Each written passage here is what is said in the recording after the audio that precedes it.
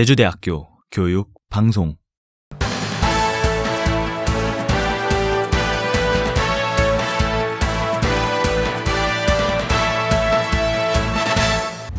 지난 11일 총학생회 하반기 정기총운영위원회가 열렸습니다. 2013학년도 후기학기 수여식이 지난달 25일 아람유즈홀에서 진행됐습니다. 수강 신청에 대한 학생들의 불만의 목소리가 끊이지 않고 있습니다. 경상대학 계단 공사에 대한 안전 문제가 제기되고 있습니다. 각 학생 중앙자치기구 홈페이지 관리의 미흡한 운영에 대해 전합니다. 새롭게 바뀐 도서관 바코드 이용에 대해 알려드립니다. 새롭게 바뀐 실내체육관이 지난달 29일 개관했습니다. 김병택 교수 등 4명의 교수 정년 퇴임식이 지난달 28일 진행됐습니다. 학생회관 백두간 식당 무인식권 발급기가 설치됐습니다.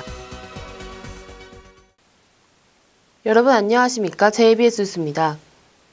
지난 11일 오후 1시 제주대학교 사회과학대학 중강당에서 진짜 총학생회 하반기 정기총운영위원회가 열렸습니다. 이번 총운영회에서는 2014학년도 학생후생복지기금과 행사보조경비 등 총학생회 상반기 사업의 결산 내역이 보고됐으며 총학생회 공약이행 사항을 점검하는 순서가 진행됐습니다. 또한 하반기 사업 1억 8,500만 원의 예산을 의결했습니다. 제주대학교 2013학년도 후기학기 수여식이 지난달 25일 아람유즈홀에서 열렸습니다. 이번 학기 수여식에서는 학사 535명, 석사 227명, 박사 32명 등 총 794명의 졸업생이 학위를 수여받았습니다. 또한 최우수 논문상, 표창장, 총장상, 학장상 등의 시상이 진행됐습니다. 허양진 총장은 졸업은 학업의 끝이 아니라 인생이라는 새로운 공부의 시작이라며 평생 학습의 자세를 가져야 한다고 말했습니다. 학기가 시작되기 전 학생들은 수업을 듣기 위해 수강 신청을 하게 됩니다. 하지만 매 학기 수강 신청마다 학생들의 불만의 목소리는 끊이지 않고 있는데요. 수강 신청에 관련한 문제를 조아영 기자가 전해드립니다. 매 학기 시작 전 제주대 학생들은 수강 신청 전쟁을 치르게 됩니다. 학생들의 수요에 비해 수강 신청 가능 인원이 모자라 학생들은 불편을 겪고 있습니다. 특히 졸업 요건에 해당하는 필수 수강 과목, 의사소통, 논리적 사고의 경우 매 학기 학생들의 치열한 자리싸움이 계속되고 있습니다. 학생들은 반복되는 수강 신청 문제 해결을 요구하고 있습니다.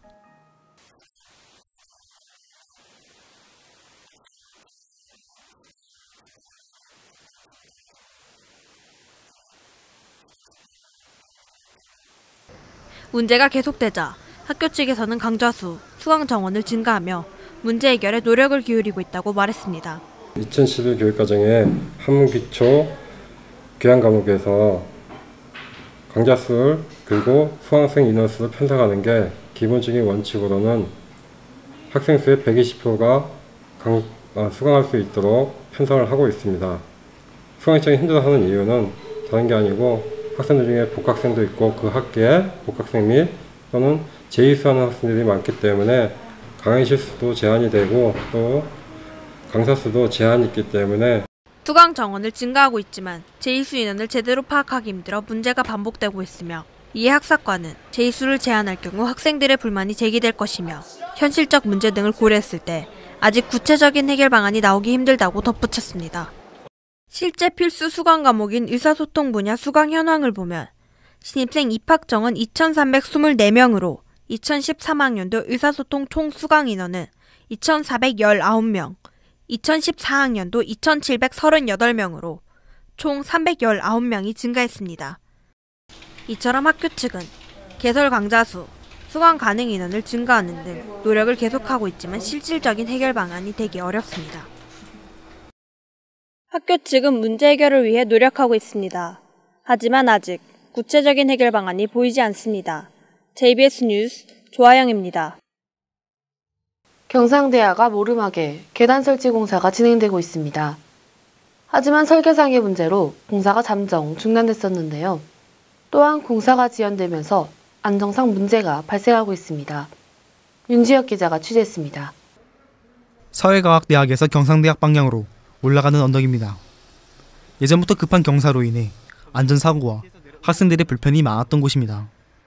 이 문제를 해결하기 위해 진자 총학생회가 급경사 계단 및 미끄럼 방지를 공약으로 내세웠고, 그 결과 지난 6월 23일부터 계단 공사가 시작됐습니다. 하지만 지난 8월 11일 미관상 안전상 문제가 거론되면서 공사가 잠정적으로 중단됐습니다. 그로 인해 방학 중으로 끝날 예정이었던 공사가 미뤄졌으며, 무리한 공사 추진으로 설계상의 준비가 덜 된 것은 아니냐는 비판도 나오고 있습니다.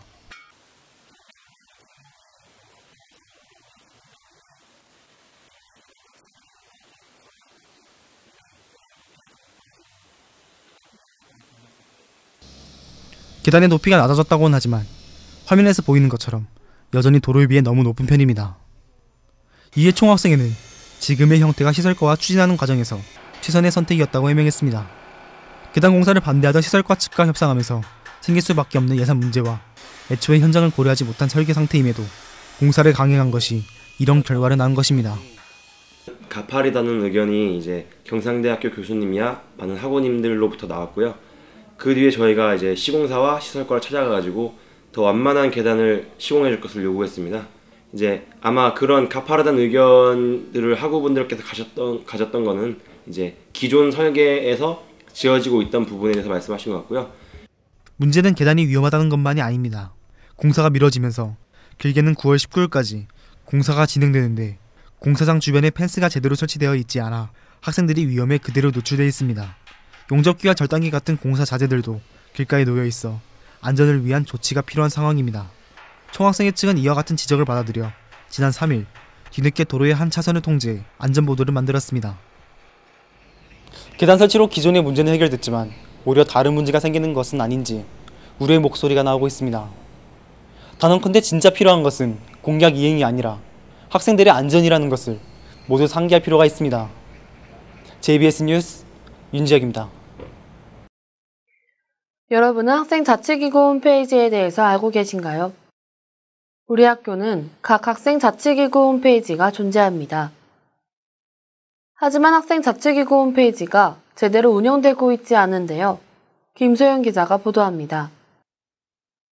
학우들에게 각 학생자치기구의 운영 과정을 알리기 위해 존재하는 학생자치기구 홈페이지.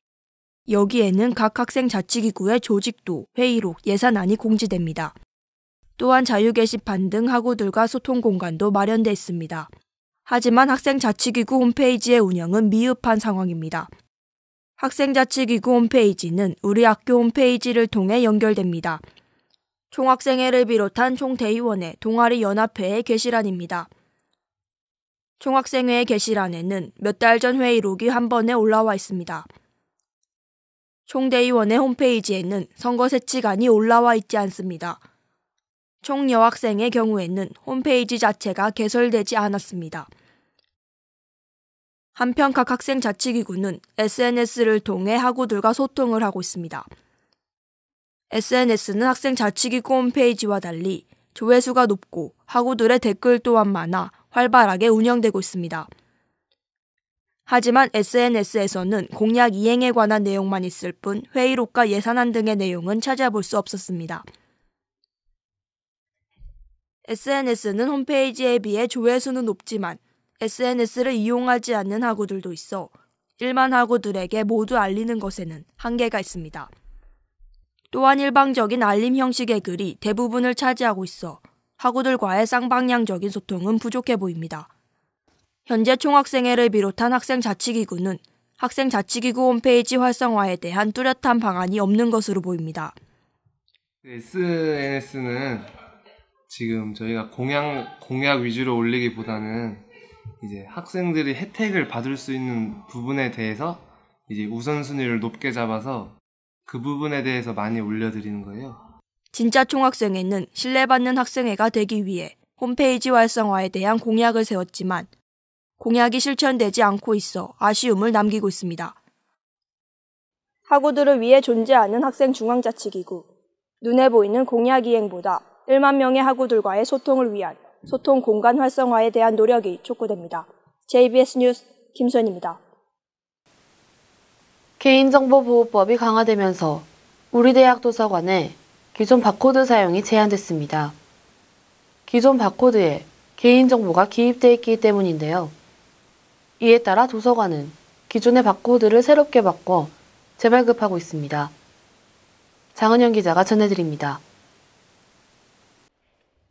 우리 대학 도서관의 기존 바코드의 모습입니다. 바코드 안에는 학생들의 개인정보가 기입돼 있어 도서관은 학생들이 도서관을 이용 시 바코드 안 학생들의 주민등록번호를 인식해 본인 인증을 해왔습니다. 하지만 지난달 7일 이후 개인정보보호법이 강화되면서 주민등록번호로 본인 인증을 해 사용하는 기존의 바코드 사용이 제한됐습니다. 이에 중앙도서관에서는 지난달 6일부터 새롭게 바뀐 바코드를 재발급하고 있습니다.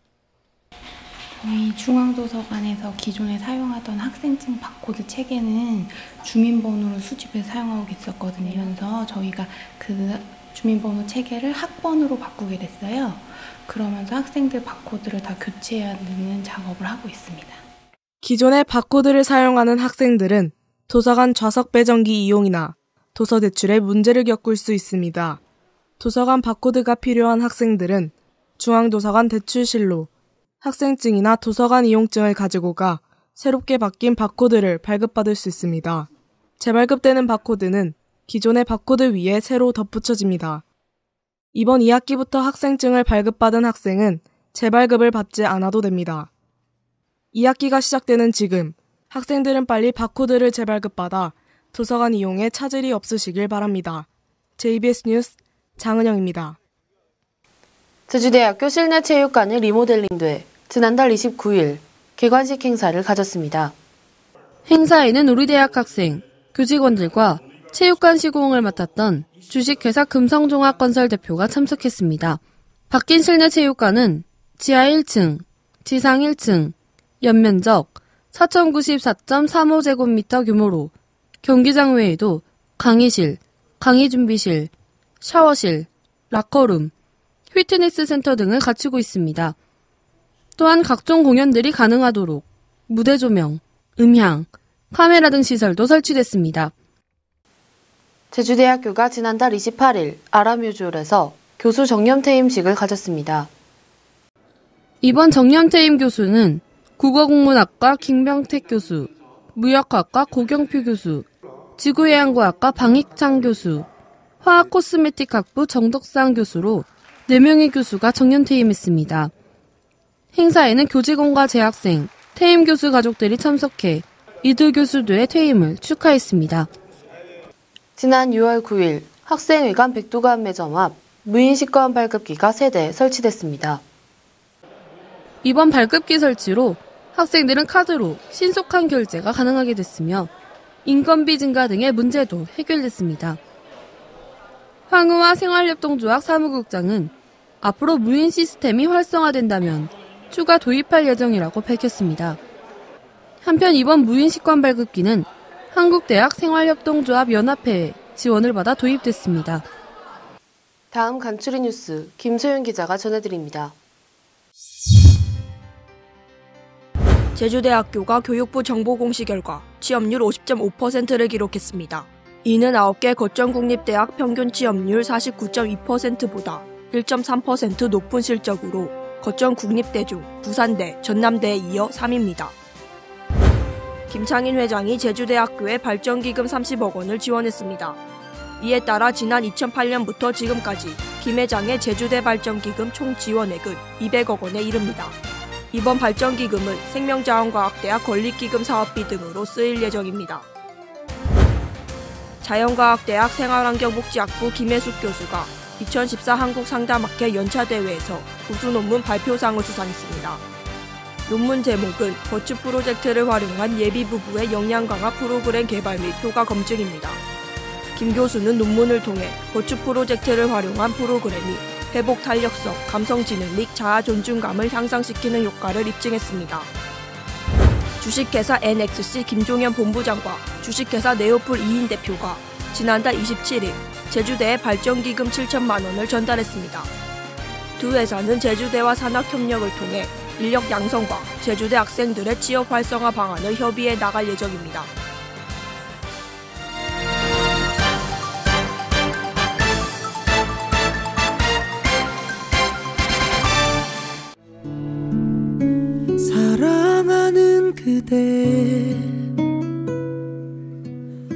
오늘 하루도 참 고생했어요.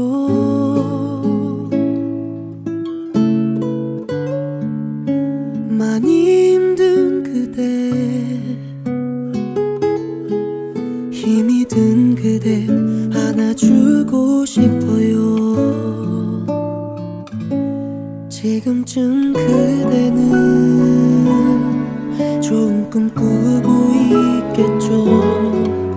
나는 잠도 없이 그대 생각만 하죠. 그대의 어깨를 주물러주고 싶지만 항상 마음만은 그대 곁에 있어요. 오는 18일 아라뮤즈홀에서 12회 제주대학교 영상제가 개최됩니다. 청춘을 주제로 한 양질의 작품이 상영될 예정이니 학우 여러분의 많은 관심 부탁드립니다. 이상으로 JBS 뉴스를 모두 마치겠습니다. 고맙습니다.